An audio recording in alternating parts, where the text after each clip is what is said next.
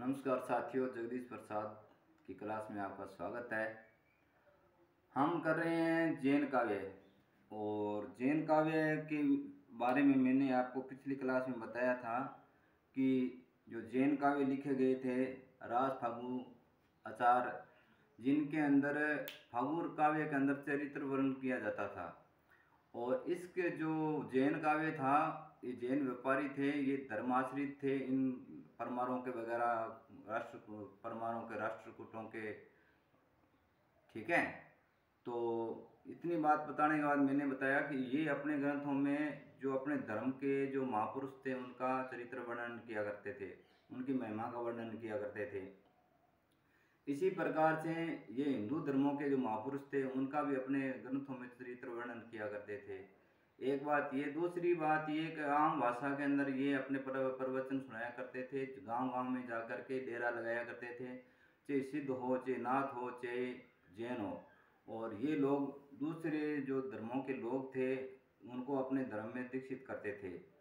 कुछ राजाओं को उन्होंने अपने धर्म में दीक्षित करते हुए दिखाया गया, जिनमें वे किसी वेश्या के कुचक्र में पड़ने के बाद में पथ भ्रष्ट हो गए, धर्म भ्रष्ट हो गए और उसके चरित्र का नाश हो गया। उसके बाद में उन्होंने अपने धर्म में दीक्षित करते हुए दिखाया गया है और उनको मोक्ष प्राप्ति का अधिकार दिया गया है। इस प्रकार से ये अपने धर्मों का प्रचार किया करते थे। आज हम पढ़ रहे हैं जैन काव्यों में, सबसे पहले आगे ले लेते हैं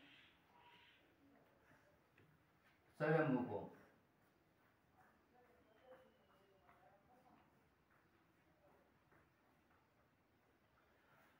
स्वयंभू जो था, इसका समय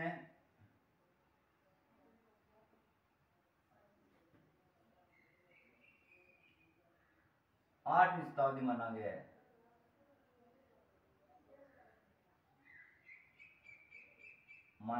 है।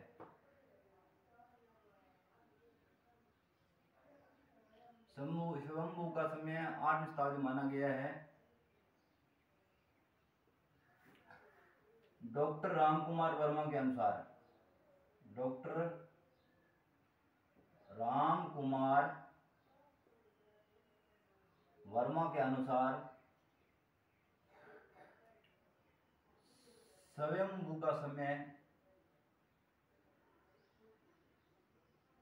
793 ईस्वी माना गया है। कुछ ग्रंथों में 710 ईस्वी भी आता है। स्वयंभू ने लिखा था पवम चर्यम। इसकी प्रथम रचना जो है पवम चर्यु, ये पवम चर्यु रचना है। इसके अंदर इन्होंने पवम चर्यु रचना है, इसमें इसने ये इसकी अपूर्ण रचना है। यह इसकी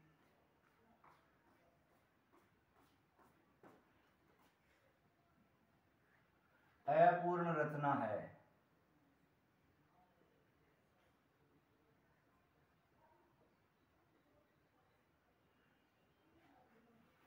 जिसको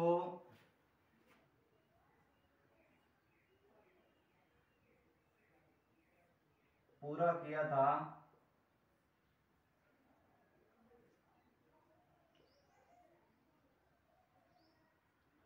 इसका पुत्र था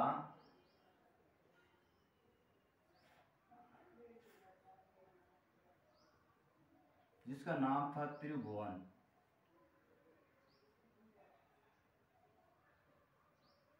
ने पवन चर्यु को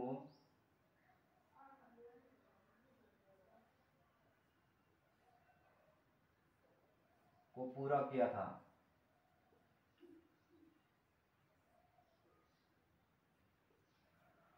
जो पवन चर्यु है इसमें राम व कृष्ण की कथा है, कथा का वर्णन किया गया है। इसका समय 8वीं शताब्दी माना गया है। राम कुमार वर्मा स्वयंभू का समय 793 ईस्वी मानता है। और पवनचर्यु यह इसकी अपूर्ण रचना है जिसको किसी के पुत्र त्रिभुवन ने पूरा किया था। पवनचर्यों में राम और कृष्ण की कथा का वर्णन है। और जो स्वयंभू है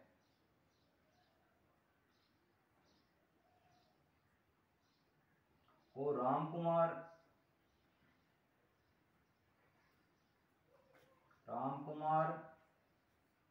वर्मा ने हिंदी का प्रथम कवि स्वीकार किया है।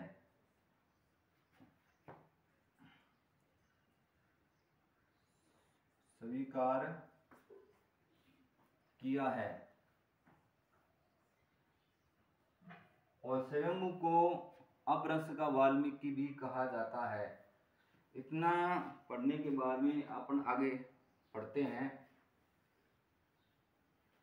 कि इसकी एक रचना तो है स्वयंभू की पवनचर्यम, जिसमें जो है अपूर्ण रचना थी जिसको पूरा किया था इसके बेटे स्वयं त्रिभुवन ने। और पवनचर्यम के अंदर राम और कृष्ण की कथा का वर्णन है। और राम कुमार वर्मा ने स्वयंभू को हिंदी का प्रथम कवि स्वीकार किया है। और इसके साथ में स्वयंभू को अपभ्रंश का वाल्मीकि कहा जाता है। और इसके साथ में इसने दो तीन रचनाएं और भी थी, जैसे हरिवंश पुराण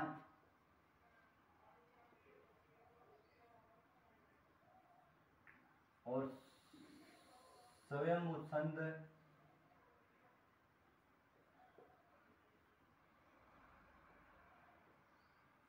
हरिवंश पुराण, स्वयंभू छंद, रिठणेमी चर्यु,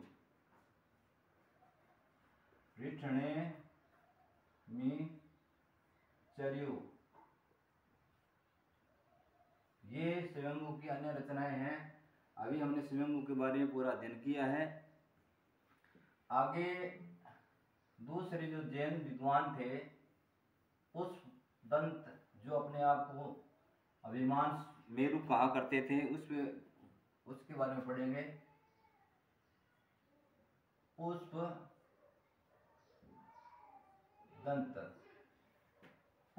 का समय दंत का समय 10वीं शताब्दी माना जाता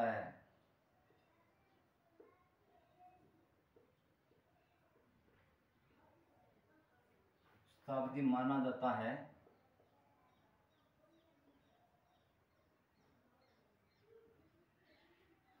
पुष्पदंत अपने आप को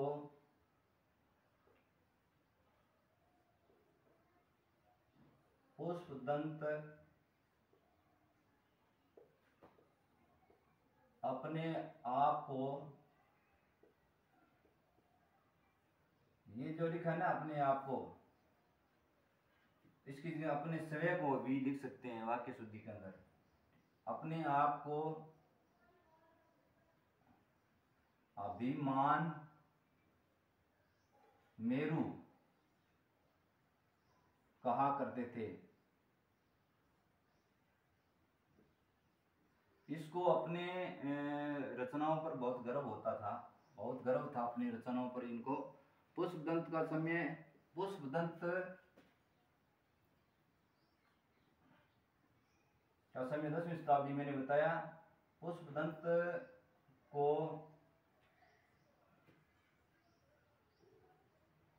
अपभ्रंश का वेद व्यास कहा जाता है। पुष्पदंत का समय 10वीं शताब्दी माना जाता है। पुष्पदंत अपने आप को अभिमान मेरु कहा करते थे। पुष्पदंत को अपभ्रंश का वेद व्यास कहा जाता है। पुष्पदंत ने महापुराण की रचना की। पुष्पदंत ने महापुराण की रचना की, जिसमें 63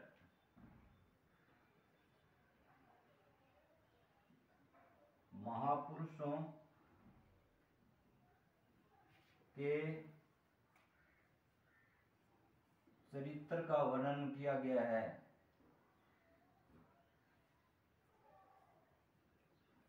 वर्णन किया गया है।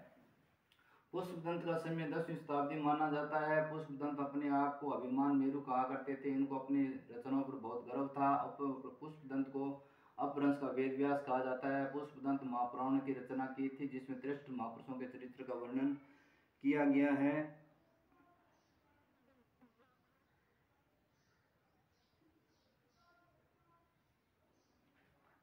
जिसमें राम और कृष्ण की कथा का वर्णन है। जिसमें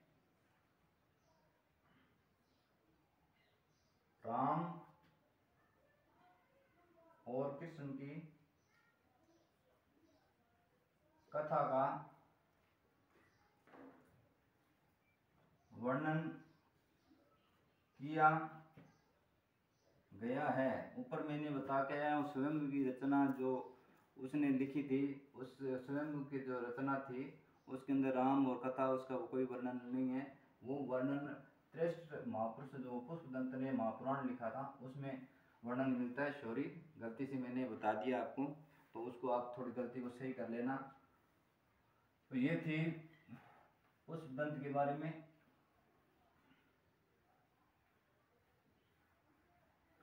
पुष्पदंत की अन्य रचनाएं भी है जो मैं आपको बता दूं। एक तो है नय कुमार सरयू, अणय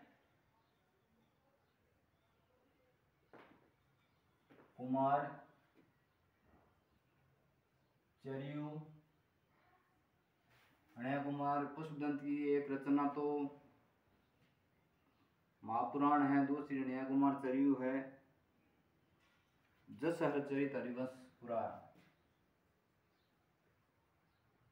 जस हर चरियू चरियू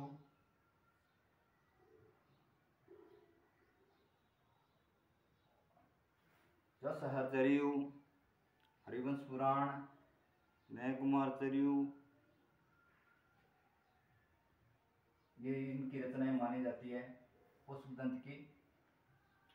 आगे बात करते हैं चंदनमाला रास की।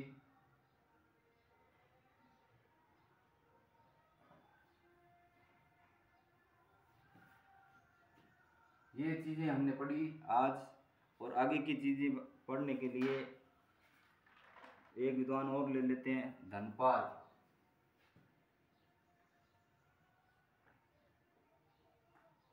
धनपाल का समय था 10वीं शताब्दी। 10वीं शताब्दी, और इसने लिखा था भविष्यत कथा।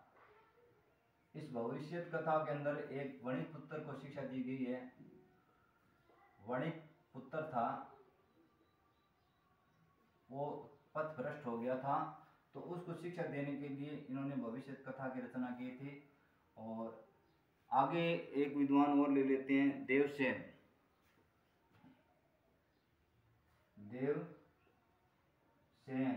देवसेन का समय है 933 ईस्वी। देवसेन का समय है 933 ईस्वी। इसका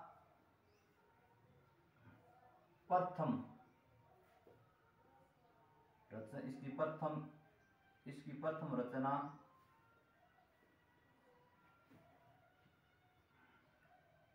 श्रावकाचार मानी जाती है।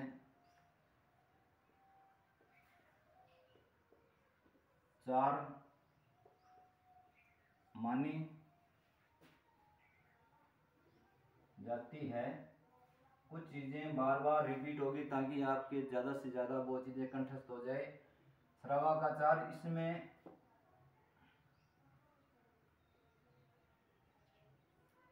250 दो हैं,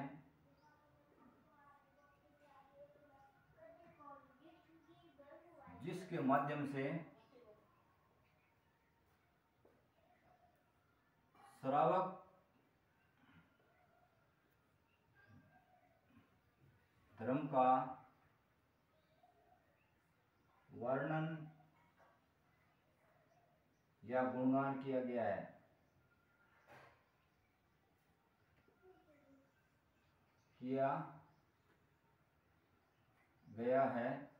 और ये श्रावकाचार है, ये हिंदी की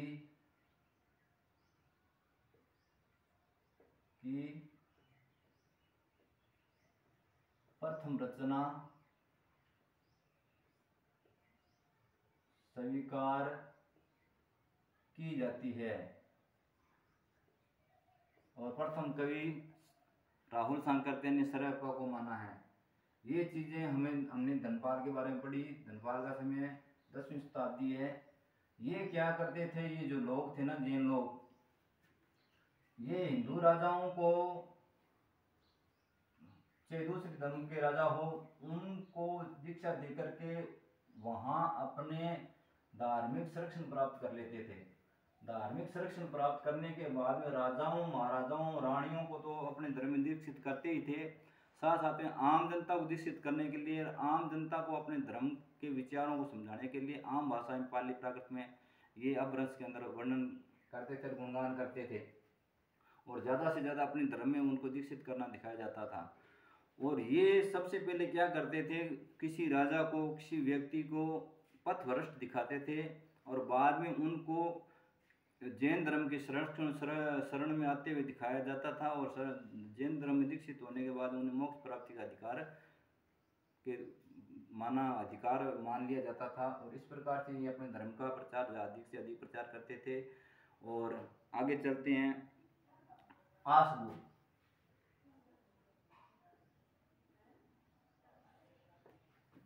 आसगु ने चंदन वाला रास की रचना की।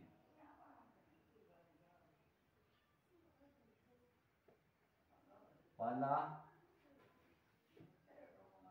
रास की रचना की थी। और ये चंदन वाला रास है, इसका जो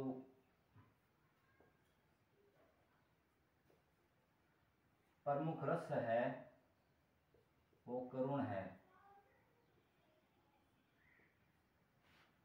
आसु इसकी रचना है चंदन वाला रास, और एक रचना जीव दया रास।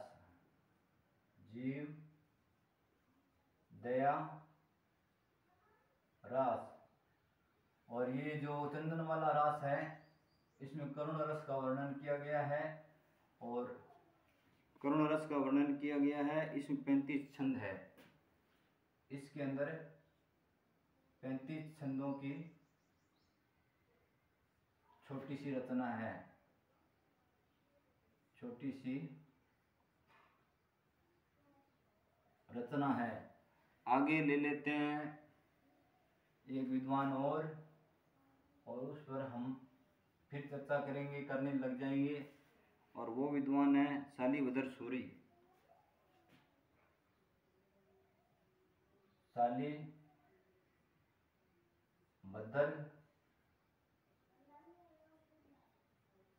सूरी।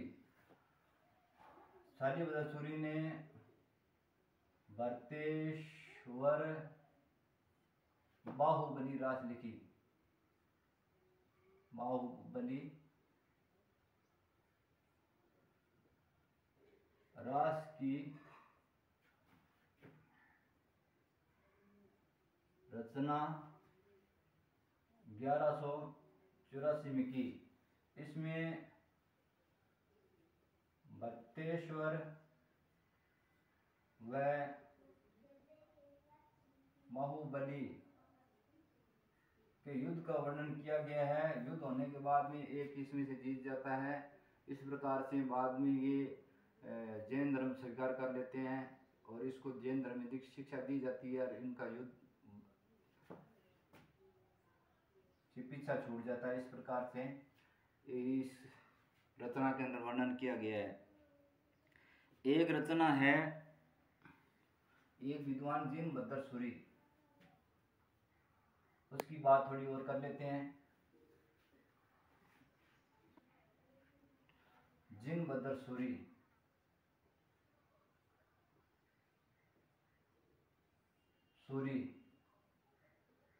और ये जिनभद्र सूरी था, ये कोसा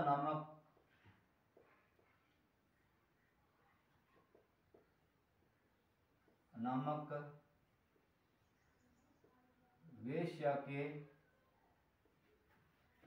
मोह में पड़कर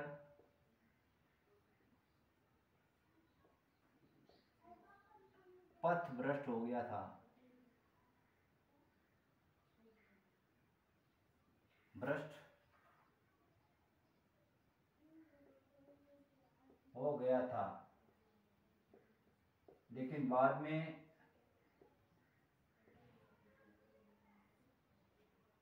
जैन धर्म में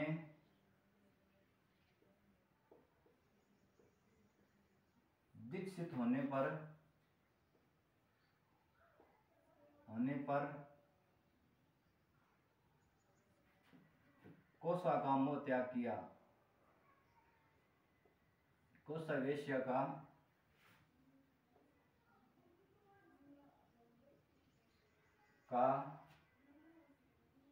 मोह का त्याग किया।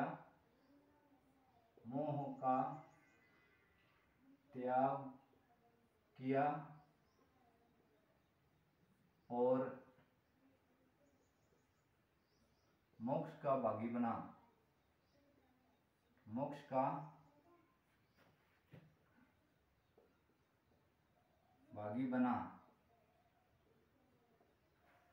इस प्रकार से हमने आज जैन धर्म के कुछ विद्वानों को लेकर के, महापुरुषों को लेकर के कुछ रचनाएं का अध्ययन किया है और आगे इसी क्रम में हमारी स्कूल लेक्चरर की क्लासें चलती रहेगी।